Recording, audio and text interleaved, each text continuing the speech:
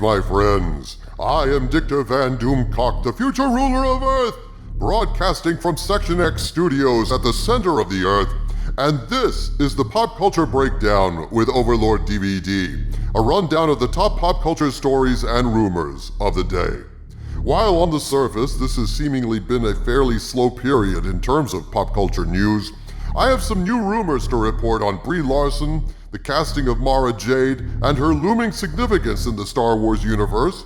I have some additional information on the rumors I reported regarding the Batman, and believe me, you'll want to hear the latest. I have some reporting on the horrible casting choices made in the Sandman production and the rank hypocrisy of Neil Gaiman in defending them. I have some allegations on how terribly Cruella is underperforming in theaters and on Disney+, and what this may mean for Disney's plans to keep destroying classic animated films with live action and CGI remakes. And I have additional confirmation of the several Star Wars rumors I've recently reported, including the latest on Kathleen Kennedy, along with a story I broke last week that George Lucas is looking to direct a new Star Wars trilogy using some of his own investment capital. A lot to talk about on a slow news week, so that said, let's begin. Cruella debuted in theaters and on Disney Plus Premium this past week, and while the box office receipts are in and looking fairly grim, I have exclusive data rumored to be leaked from inside the belly of the beast itself, Disney Plus, which we'll get to in a minute. With more on the terrible box office numbers racked up by Cruella across the globe, let's check in with our roving reporter and box office expert, Valiant Renegade. This is Valiant Renegade, on behalf of Section X Studios, reporting to you live from the surface of the Earth with a Memorial Day weekend box office update. A Quiet Place Part 2 debuted with a whopping $60+ million gross for its opening weekend, in fact, beating the first installment of the popular John Krasinski-led franchise from back in 2018, showing that theatergoers are anxious to get back into the theaters to see movies that they love. Meanwhile, it wasn't such a great weekend for the House of Mouse, with Cruella debuting at less than half the box office take of A Quiet Place Part 2.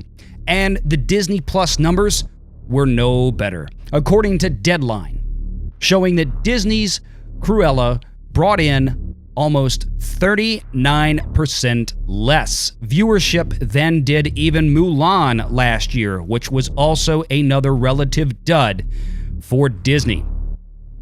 Well, I had a crack team of arch-villains manage to catch up with some Disney executives boarding a flight out of LAX earlier this week, and when confronted with this news, we asked for their reaction.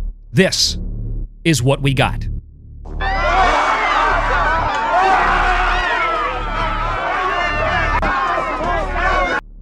From the surface of the Earth, on behalf of Section X Studios, this is Valiant Renegade. Doomcock, back to you. Thank you, Valiant Renegade. Indeed, things look quite grim for Cruella in theaters across the country. However, it is also premiered on Disney Plus under their premium plan. And if you don't know what the premium plan is, it goes something like this. Basically, you pay $7.99 to subscribe to Disney Plus, and then you pay an extra $30 on top of that to watch Cruella or Mulan, whatever substandard remake they're pushing this week. And then after you watch them, you feel empty inside. Like, shit, you've already seen this movie back when it was animated, and what scientists and philosophers in the olden days used to refer to as better. And you hang your head in your hands and just wish that you had stayed at home. Then you realize you did stay at home since you're watching on Disney Plus, and then you just feel like even more of a chump. That's the premium experience there, my friend. So how many people partook of that magical ride to the land of ruined remakes and rue? At this point, I want to caution you that while what I'm about to tell you was provided to me by a source I've worked with many times before, I cannot confirm this information, and so I am presenting it as unverified rumor, and I ask you to take it with a grain of salt. Cruella is performing very badly on Disney Plus, according to this source, who claims Cruella is performing way below Mulan, and it's worse than what is being reported. Disney Plus Premium is a failure at this point, and Cruella has pulled in under 90,000 at the moment. In fact, this is so bad that Disney's slate of live-action and CGI remakes and sequels are now in question. Now you may ask, what remakes are you talking about? Oh my friends, according to a recent article on yahoo.com, it seems like Disney has bold plans to take damn near every animated classic in their vault, turn it into CGI or live action, and then piss on it after eating asparagus. No less than 17 animated classics are slated for cultural vandalism, according to Kristen Acuna, who reports that not only is there going to be a prequel to The Lion King, and we all know how wonderful prequels generally turn out, don't we, gang? But it is also confirmed that a live-action remake of The Little Mermaid is being made, featuring a black woman playing Ariel, which makes so much sense, given how much melanin fish in the sea need in their skin to combat all those ultraviolet rays that never penetrate into the water. Plus, it's precisely the kind of cultural appropriation that SJWs generally bitch about, given that this is a Dutch fairy tale. And as if that wasn't enough to get you excited to see this inferior knockoff of an animated classic, how about this? They're even mutilating the musical score. That's right, gang. They're polluting one of the best Disney scores of all time with some new songs by Lin-Manuel Miranda. So if you were sorry that Ariel with her beautiful voice wouldn't get to rap like the founding fathers never did in Hamilton, rest assured, the charm of these classic songs will be augmented by a bunch of empty wordplay to shitty beats just like on Broadway. 'Cause see, Ariel is black now, and so she gets a new hippie-hoppy score just to utterly ruin one of my all-time favorite Disney movies. They're also remaking Pinocchio as a soulless CGI atrocity, with Tom Hanks either playing Geppetto, Pinocchio, or the Blue Fairy, as a nod to the LGBTQ+ community, and a volleyball named Wilson will be playing Jiminy Cricket. I made that last part up, just for laughs, but I suspect casting a volleyball would be a step up from, well, whatever they're actually planning. When asked why Disney was casting aside one of the greatest animated classics of all time for another Tom Hanks Polar Express disaster, a confidential Disney source told me, For the money, asshole! Our fucking cruise ships are docked, the parks are dying, I got China up my ass, something's gotta give. But hey, about the volleyball, you think we can get him cheap? Papa needs a new pair of white gloves, mofo, This confidential source did express concerns that some of his classic cartoons might be remade, and then corrected me on earlier reporting, telling me, quote, I didn't say Minnie was crazy, I said she was fucking goofy, unquote. At that point, the interview ended as the confidential source grabbed a glass pipe, muttered something about Tyrone Biggins, and slipped into the shadows. Other movies slated to be vandalized with substandard remakes and sequels include Peter Pan, remade into Peter and Wendy, since it's not okay for a white male to be the star of a movie anymore, even a flying white male originally played by a girl on Broadway, and I assume that Tom Hanks will play Wendy and a volleyball will be playing Peter, who will be renamed Wilson in the reimagining, and they are also remaking Lilo and Stitch, God help me. It's going to be remade in live action with Tom Hanks playing Stitch and the volleyball playing Lilo as Marlon Brando's green suitcase in Superman. I'm sure it's going to be every bit as good as I'm describing it. So why am I so down about all these remakes? What do I care, you ask?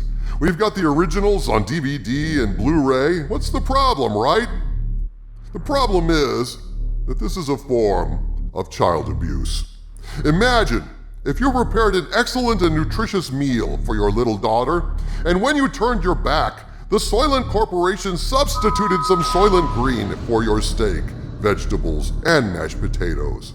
The Soylent Corporation tells you, oh no, it's perfectly fine. Nutritionally, the synthetic little green square is exactly the same as that big cumbersome steak dinner you prepared with love for your daughter. But you know the difference because you remember what it was like eating a steak dinner.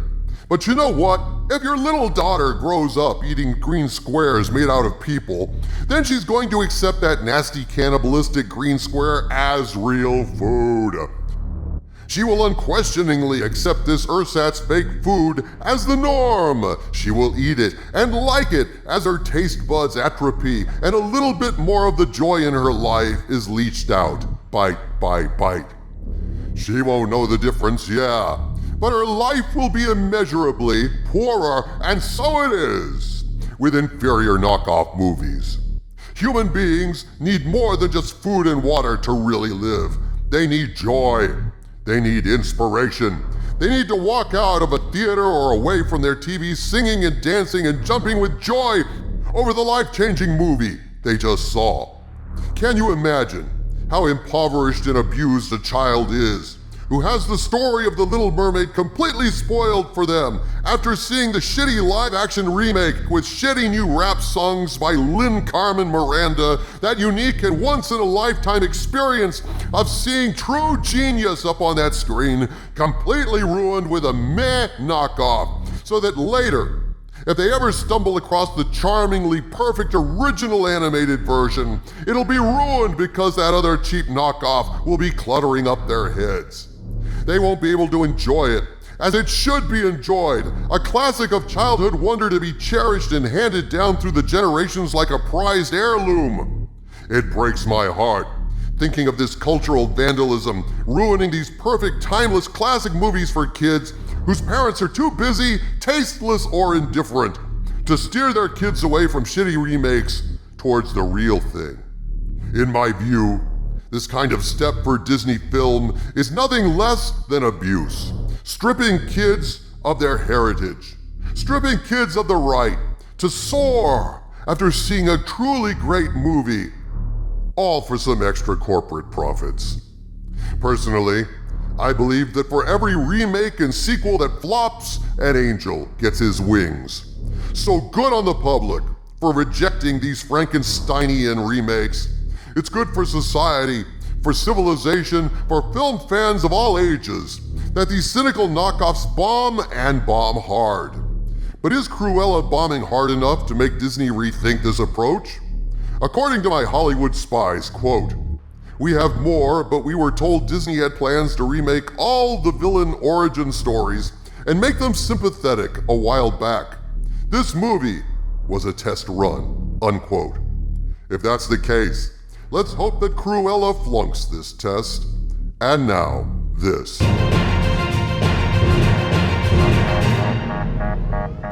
This past Tuesday, I reported on some rumors that a source provided to my Hollywood agents regarding the Batman movie.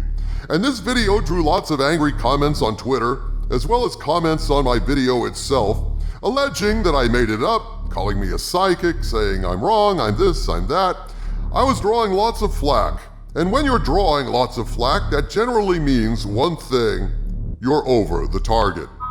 Well, my friends, the funny thing regarding that video is, if these shills and trolls had actually watched the video, they would have seen that not only did I report these things as mere rumors, but I also expressed a certain amount of skepticism about them.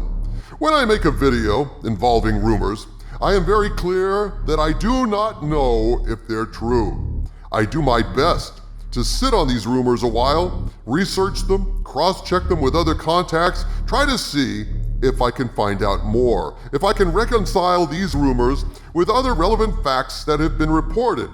But at the end of the day, I'll tell you if the source is someone I've worked with before, I tell you my degree of confidence in the material being reported, but ultimately I just throw them out there for entertainment purposes and let you decide. That said, given the enormous amount of hostility and slander this video drew, I started thinking that I was onto something. And so I followed up with my Hollywood spies, asking them for more details and verification. Are we sure about this report that executives are fuming over how awful the Batman is, particularly how bad Pattinson's performance as Bruce Wayne is? How solid is the source? My spies came back to me fairly quickly, and what they told me is, in and of itself, a brand new rumor that casts all of this in a new light. According to my agents, quote, "According to this source, The reason there is so much pressure on this film to succeed is that it has to beat the Snyder Cut, not by a little bit, but by a lot. This movie has to be seen as a huge win for the people that want the Snyder Cut to go away, unquote. So, now all of a sudden, all of this resistance becomes clear. There can only be one Batman, and the current studio execs at Warner Brothers wanted to be Pattinson, not Affleck, for what ungodly reason, I can't say. I don't know if it's vindictiveness, an aversion to making money, hatred of fans, hatred of Snyder. Regardless of the reason, it seems that the success of the Snyder Cut is making it harder for Warner Brothers to move away from the Snyderverse, and they're counting on the Batman to make us all forget how excellent the Snyder Cut was. Yeah, fat chance. Because nothing I've seen of the Batman has interested me in the slightest, except maybe the prospect of seeing Batman get shot full of holes when he sparkles like diamonds in the moon. I am also very sad to report that I've been told the new animated Batman series going into production is going to be based on Bat-Pat, to cement their own version of Batman in and the Snyderverse out. So naturally, with all this at stake for the studio, yours truly, the future ruler of Earth, is going to come under lots of fire from liars, shills, and fools for daring to talk about the Batman in anything less than glowing terms. To be clear, once again, for those of you who are particularly dim, I don't know if these rumors are correct. But given the surprising amount of shit I received for mentioning them, I'm kind of starting to suspect there may be something to these Batman rumors after all. And now, this.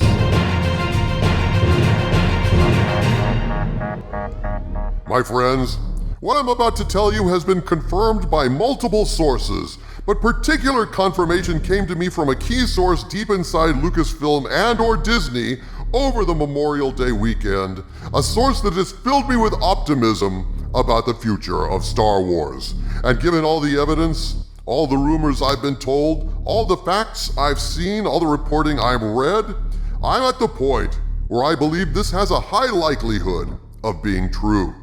Now, since I cannot independently verify this information, I must report it solely as rumor, and I ask you to take it with a grain of salt. But that said, multiple sources confirm what I've been saying for months now. Kathleen Kennedy's tenure as president of Lucasfilm and the guiding force behind Disney Star Wars is drawing to an end. A source inside Lucasfilm and/or Disney has informed me that this past Friday, Kathleen Kennedy was officially informed that her contract will not be renewed. Here is what my Hollywood spies tell me regarding the matter. Quote, "Just so you know, we have no idea how public this will be. We have been on calls all day, mostly about Warner Brothers and AT&T, but also Disney.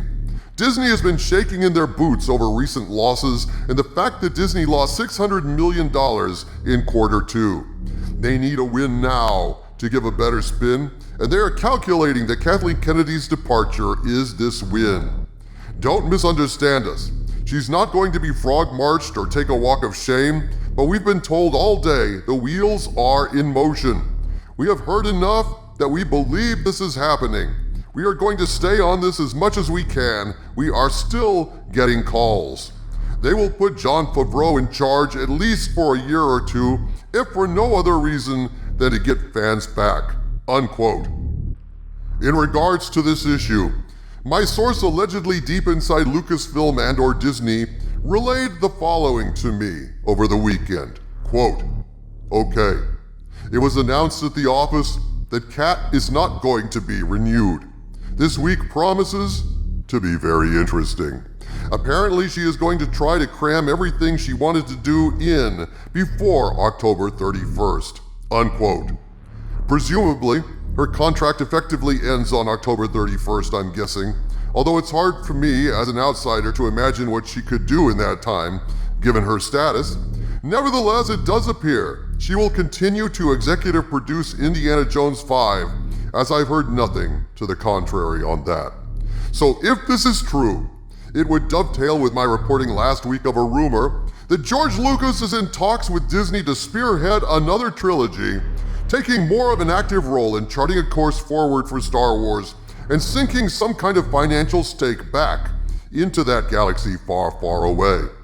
Obviously, this would never have happened if Kennedy was still going to be in charge, but even so, I'm still treating this as a rumor, even though at least one other source has come forward reporting the same rumor.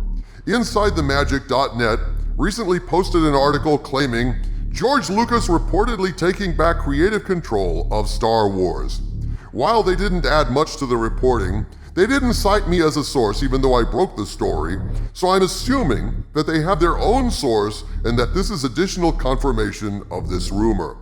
While a lot of the details are fuzzy, at this point it seems very clear that Kennedy's time at Lucasfilm is finally done and a new chapter for Star Wars is about to begin. And now, this.